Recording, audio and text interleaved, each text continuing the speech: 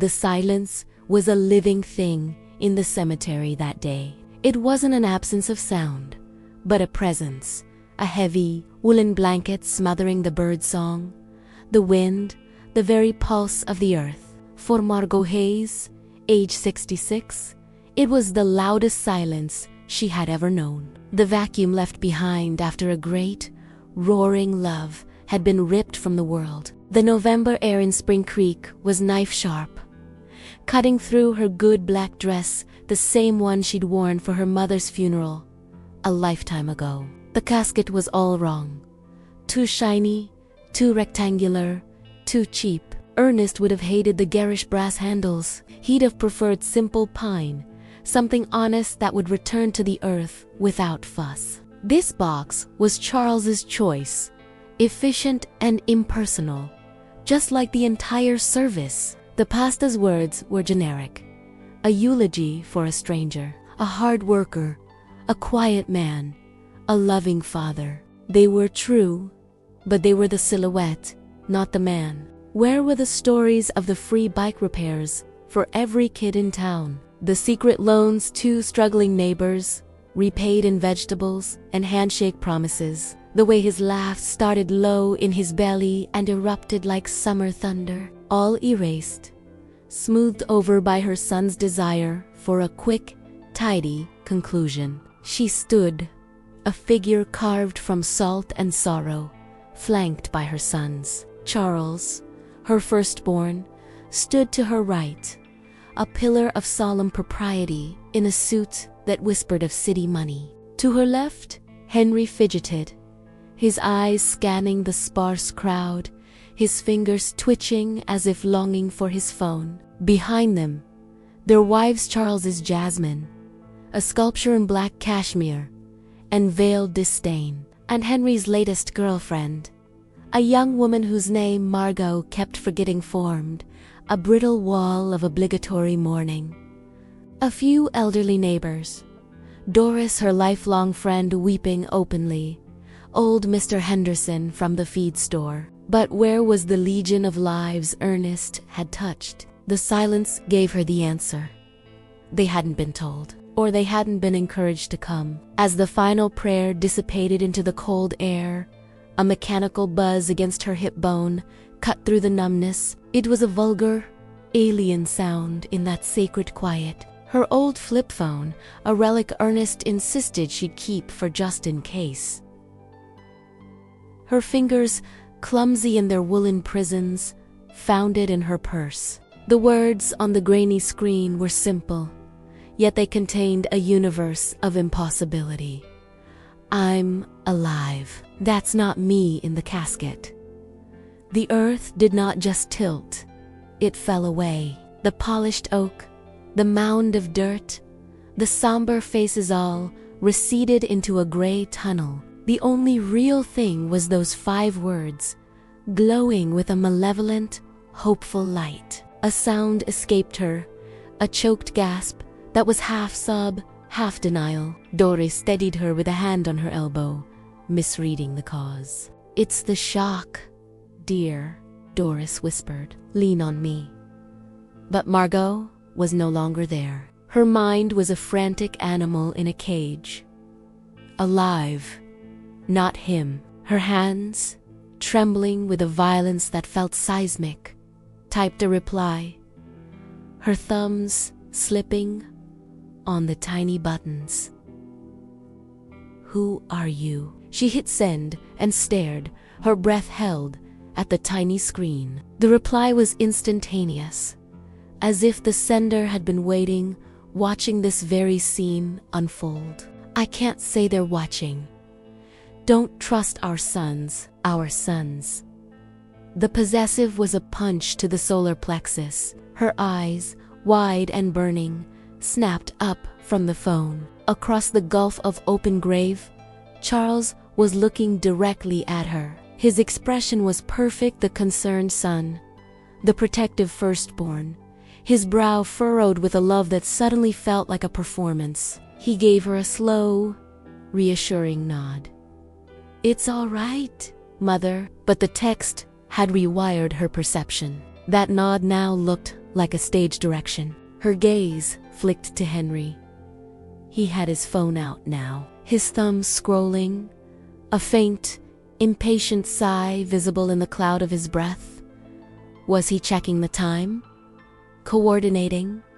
Watching? The world had cracked open, and a terrible, chilling light was pouring in. The ride back to the house on Maple Lane was a journey through a foreign land. Doris drove, her steady chatter about casseroles and prayer circles washing over Margot unheard. The sagging porch of the general store, the rusted sign of Ernest's now silent bike shop, the great oak in the town square where he'd first kissed her all, seemed like painted backdrops, flimsy and false.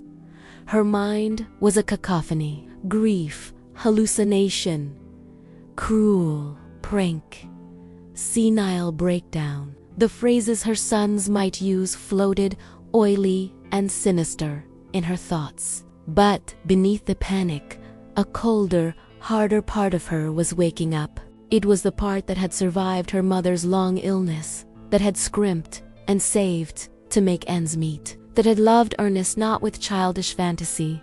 That part listened to the echo of those words, "Don't trust our sons," felt a dreadful resonance. The house, when she entered, was a museum of a life that might have been a lie. Every object screamed at her. His reading glasses folded on the side table, his worn slippers by the hearth, the Afghan she'd knitted, draped over his chair, still held the faint, beloved imprint of his shoulders. She walked through the rooms, trailed by the silence, now humming with new, terrifying potential. She needed to do something. Her feet took her to Ernest's sanctuary, his small, tidy study. It was here he balanced the shop's books, wrote letters, pondered life's quiet mysteries. The old oak desk was clean, almost unnaturally so, gotten the important papers in order. A fresh wave of cold suspicion washed over her. She knew where he kept the real things, the things that mattered. She found the loose floorboard near the leg of the desk. It lifted with a familiar squeak. Inside the shallow cavity lay a metal lockbox, green with age. The key hung on a nail behind the old framed map of the county. Her hands were steadier now. The lock turned with a satisfying click. The smell of old paper and ink wafted out. On top lay their marriage certificate, a pressed flower from their wedding day, brittle between the pages. Beneath it, the life insurance policy. She pulled it out. It was thicker than she remembered. The original policy, for $5,000, was paper-clipped to a new, crisper document. Her eyes scanned the figures. The benefit amount, $50,000. Her breath caught, dated 6 months ago. She flipped through the pages. Another document beneath it, a workers' compensation insurance policy with a massive accidental death benefit, purchased just 2 months prior. A fortune Ernest, a man who patched his overalls and saved rubber bands, would never have casually acquired without discussion. A fortune that made him worth more dead than alive. The phone in her dress pocket buzzed again, a violent insect. She fumbled it out, checked the bank account. See? Who's been moving money? It was as if the sender was reading her mind, guiding her hands. The sun was setting, casting long, accusatory shadows through the study window. She would go to the bank first thing tomorrow. But for now, she searched the lockbox further. Beneath the insurance documents was a small, black, leather-bound notebook. Ernest's personal journal. Her heart hammered against her ribs. Now, it felt like her only tether to him. She opened it to the most recent entries. His handwriting, usually so firm and confident, grew progressively more agitated. March 10th, more talk of liability and estate planning. Said Jasmine, is worried we're vulnerable to scammers. The pressure is constant. It feels less like care and more like a campaign. March 22nd, he talked in circles about market peaks and investment opportunities. Couldn't look me in the eye. He was lying. April 1st, a terrible feeling has settled in my bones. They look at me, at us, at this house, not with love, but with calculation. Like we are a ledger to be balanced, a problem to be solved. Met with a man named Callahan today, a friend of Sheriff Miller's from way back. Need an outside eye. God, I hope I'm just a paranoid old man. The last entry, 3 days before he was rushed to the hospital, was written in a script that was almost frantic. They brought special vitamins today. Henry was so insistent I take them with my morning coffee. The look in his eyes. I poured them into the petunia pot when he left. Something is very, very wrong. Margot, my darling, if you read this, know I love you more than life. And be careful. Trust your gut, not their smiles.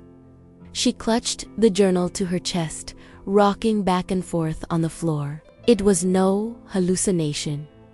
It was a confession from the grave. He had felt the trap closing and had tried to leave her a map. The following morning, fortified by a sleepless night and a resolve that felt forged in iron, she marched into the Spring Creek Mutual Savings Bank.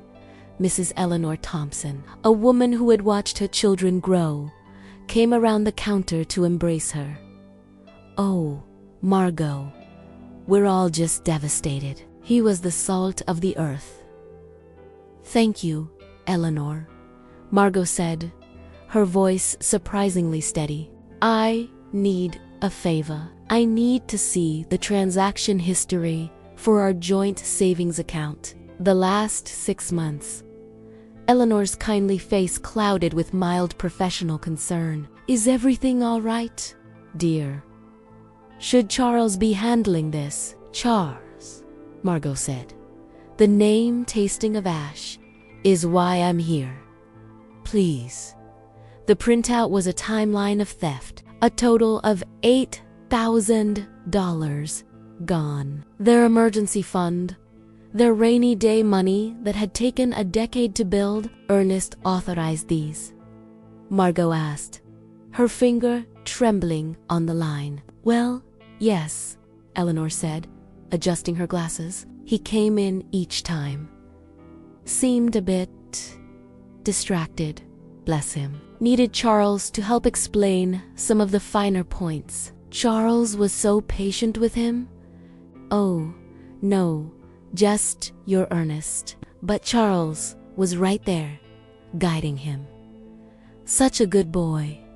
Margot remembered Ernest just weeks ago, expertly rewiring a faulty lamp, squinting at the tiny wires without his glasses, then chuckling and putting them on. Just keeping these old eyes honest, he'd winked. He was never confused about money. The shaky signatures on the withdrawal slips were not the script of a distracted man. They were the forgeries of a man being manipulated, or worse. The walk home was a descent into a chilling new reality.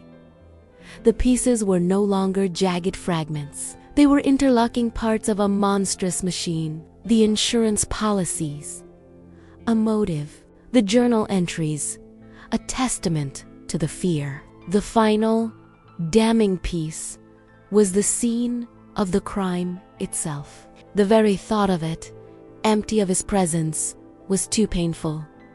Now, she needed to see it. She needed to see the explosion site. The key turned stiffly in the lock. The familiar scent of grease, rubber, and metal washed over her. And for a moment, the grief was so acute, she leaned against the doorframe. But as her eyes adjusted, the wrongness assaulted her.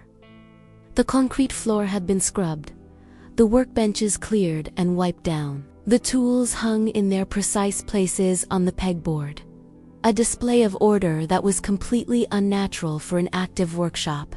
Ernest's shop was always organized, but it was a living organization, a grimy rag here, a half-finished chain repair there, a coffee mug on the bench. This was a museum exhibit. She walked to the large, old air compressor in the corner, the supposed source of the catastrophic explosion. Its dark green casing was no dents, no scorch marks, no shrapnel scars on the walls around it. There was no smell of fire, no lingering acridity of an electrical blast. A deep, cold certainty settled in her bones. There had been no explosion. The story was a fabrication. Her phone buzzed, a lifeline in the eerie quiet. They're coming tomorrow. They will try to have you declared unfit. The message was both a warning and a validation. The sender wasn't just revealing the past. They were predicting the future. They knew the playbook. Margot spent the evening in a state of grim preparation. She hid the journal and the bank statements in a new place. She called Doris and, without giving details, asked her to check in by phone at noon the next day. She made sure the doors were locked. They arrived at 10, a datum, precisely. A convoy of expensive cars purring to a stop outside her modest home. Charles, Henry, Jasmine, and a man she didn't recognize balding, carrying a sleek leather briefcase. They filed in, bringing with them the scent of expensive perfume, an implicit threat. Jasmine placed a bakery box on the table. "We brought you some Danish, Margot, from that place you liked in the city." "We're worried about you, Mom," Charles began, his voice a masterpiece of sonorous concern. He sat too close, invading her space. "Doris says you've been agitated, wandering around town at odd hours, asking strange questions at the bank." "At my bank," Margot corrected quietly, not touching the pastries. "It's the grief," Henry chimed in, his voice tighter, higher than his brother's. "It can make the mind play tricks, make you suspicious of the people who love you most." The unfamiliar man stepped forward, offering a thin smile. "Mrs. Hayes, I'm Dr. Albright, Jasmine's uncle. I'm a psychiatrist. Charles and Henry asked me to come by, just for an informal chat. They're concerned about your coping mechanisms." The trap was sprung with breathtaking speed. The concerned family, the medical authority. The next step would be the suggestion of a restful evaluation at a facility. Then the paperwork for temporary guardianship. "What's really concerning," Margot said, her voice cutting through their performance, "is the $8,000 missing from my savings account, or the $125,000 in life insurance policies taken out without my knowledge, or the fact that your father's workshop shows no sign of an explosion." She looked at Charles, then Henry, holding their gazes. "What's concerning is that you poisoned him." The room froze. The mask on Charles's face shattered, revealing a flash of pure animal panic before he could reassemble it into wounded outrage. "Mother, my God, the grief has really—" "I read his journal," she interrupted, her voice like flint. "I saw the bank records. I went to the shop. There was no accident." Sergeant O'Connell is very interested in why the initial ambulance report noted suspected toxic ingestion. This last part was a bluff, but it landed like a hammer. Henry took a step back, his face bleached of color. Dr. Albright looked sharply at Charles, his professional detachment slipping into confusion. Jasmine's mouth was a perfect, shocked O. "You need to leave," Margot said, standing up, drawing herself to her full height. She felt Ernest beside her, his quiet strength flowing into her bones. "Now." And if you try to have me declared anything, I will take everything I have to the district attorney, not the local police. The DA? Charles's eyes narrowed. The loving son was gone completely. In his place was a ruthless stranger she had somehow birthed and raised. "You're making a terrible mistake," he said, his voice low and venomous. "You're alone. You're old, and people will believe a respected doctor and 2 grieving sons over a hysterical widow. We were offering you a soft landing. Now, you'll get the hard way." They left, a storm cloud of fury retreating from her doorstep, but the threat hung in the air, more palpable than before. They would move quickly now. She had forced their hand. Desperate, she texted the unknown number. "I need help. Now." The reply was immediate. "The corner cafe. Sawasende. Back booth. I will find you." The cafe was a relic of the old Spring Creek, all faded vinyl and the smell of burnt coffee. She sat in the back booth, facing the door, her heart a trapped bird. At exactly 3, a man slipped into the seat opposite her. He was in his late 50s, with a lived-in face and calm, observant eyes that missed nothing. He wore a worn corduroy jacket and looked like a professor or a fisherman. "Mrs. Hayes," he said, his voice low and gravelly. "I'm Stephen Callahan. Your husband hired me." He placed a small digital recorder on the table between them. "He was a brave man, and he loved you very much. He knew something was terribly wrong, but he couldn't prove it. He wanted to protect you, whatever the cost." Callahan's eyes held a profound sorrow. "He gave me permission to use invasive methods. He was that scared." He pressed play. The first recording was Ernest's voice, thick with emotion. "Steve, I feel like I'm going mad. They're my boys, my flesh and blood. But the things Charles said tonight," he was talking about the house like it was already sold. "About my insurance, like it was an annuity," he said. "At your age, Dad, a sudden health crisis could happen any time. We just want to be prepared." It sounded like a threat. It felt like a threat. Margot closed her eyes, tears streaming down her face. The next recording was a conversation between Charles and Henry, their voices clear and cold in the quiet of what sounded like Charles's study. "Henry, the old man isn't signing the power of attorney. He's getting suspicious." "Charles." Then we moved to phase 2. "The methanol is undetectable if they don't know to look for it. Symptoms mimic a massive stroke. By the time anyone thinks otherwise, we'll be too grief-stricken to be questioned closely." "Henry, I can't. I don't know if I can." "Charzu, you can. You will. Or you can explain to your bookie why you can't pay the 40 grand you owe. We do this. We clear our debts. We get the capital to really build something. Mom will be so broken she'll do whatever we say. Then, in a year or so, a tragic decline. A lonely widow's suicide." Margot gagged, clapping a hand over her mouth. Callahan stopped the recorder. His own jaw clenched. "There's more," he said grimly. "Photographs of the purchase, financial records showing their massive debts, and a report from a private clinic Ernest visited secretly. He was in perfect health. Margot. Perfect. No heart condition.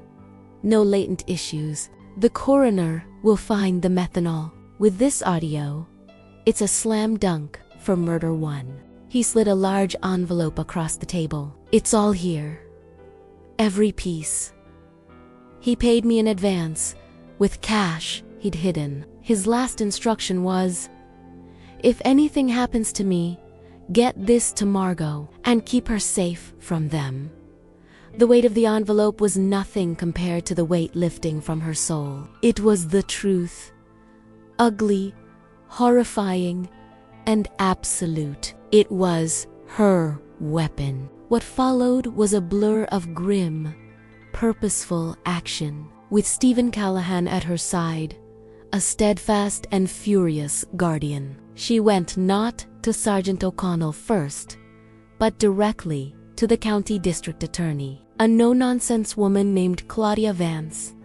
They sat in her austere office, and they played the recordings. Vance listened, her face a stony mask that grew progressively grim. When the clip about the lonely widow's suicide played, she stopped the recorder. "My God," she whispered. She looked at Margot, not with pity, but with a fierce respect. "We'll need to exhume your husband's body to confirm the toxin." "Do it," Margot said, her voice unwavering. The investigation that unfolded was quiet, swift, and merciless. The exhumation and autopsy confirmed lethal levels of methanol. Arrest warrants were issued. Charles was taken at his real estate office, in the middle of a closing, his client looking on in stunned horror. Henry was arrested trying to board a flight to the Bahamas. Dr. Albright was charged with fraud, falsifying records, and being an accessory after the fact. Jasmine, it turned out, knew enough to be complicit in the financial coercion. But the evidence suggested she hadn't known the full, murderous extent of the plan. She would face charges of her own, but lesser ones. The trial was a media circus, but Margot refused to watch any of it. She let Claudia Vance and the evidence speak for her. The audio recordings were played in court. The jury heard Charles's cold calculus, Henry's weak complicity. They saw the financial records, the photos, the medical reports. The defense had nothing. Charles, in a final, grotesque performance, took the stand and tried to paint himself as a victim of circumstance, a son driven to desperation by a failing father's poor judgment. No one bought it. The man on the tape was a monster, and the man in the suit was just his hollow shell. The verdict was guilty on all counts for both brothers. First-degree murder, conspiracy to commit murder, multiple counts of fraud and theft. The sentence was life imprisonment without the possibility of parole. As the judge pronounced the words, Margot, sitting in the front row of the public gallery, felt not vindication, but a vast and hollow finality. She had birthed them, nursed them, loved them. Now, she had helped bury them alive. In the weeks that followed, Charles, unable to face the eternity he had crafted for himself, was found in his cell, having fashioned a noose from his bedsheet. Henry, according to the sparse reports that filtered back, retreated into a catatonic state, a ghost in the prison's psychiatric wing, murmuring about bitter coffee and his father's eyes. Margot sold the house on Maple Lane. She could not stay in the museum of a happy life that had been a lie. With a portion of the money, the blood money, she could never spend on herself. She established the Ernest Hayes Foundation, dedicated to protecting the elderly from financial exploitation and supporting those who had survived betrayal by family. The rest bought her a small, bright cottage on the outskirts of town, with a view of the hills and a blank slate of a garden. Stephen Callahan remained in her life, a quiet, steadfast friend. He helped her navigate the legal aftermath, the paperwork, the quiet horrors of dismantling the lives of her sons. One evening, over tea on her new porch, he asked her the question that haunted him. Do you ever wish you hadn't looked, hadn't known, had just grieved and let them have what they wanted? Margot looked out at the twilight, the first stars piercing the deep blue. She thought of Ernest's laugh, of his hands, of the life they built from dust and determination. She thought of the journal entry, his final warning born of love. No, she said, her voice clear and sure in the gathering dark.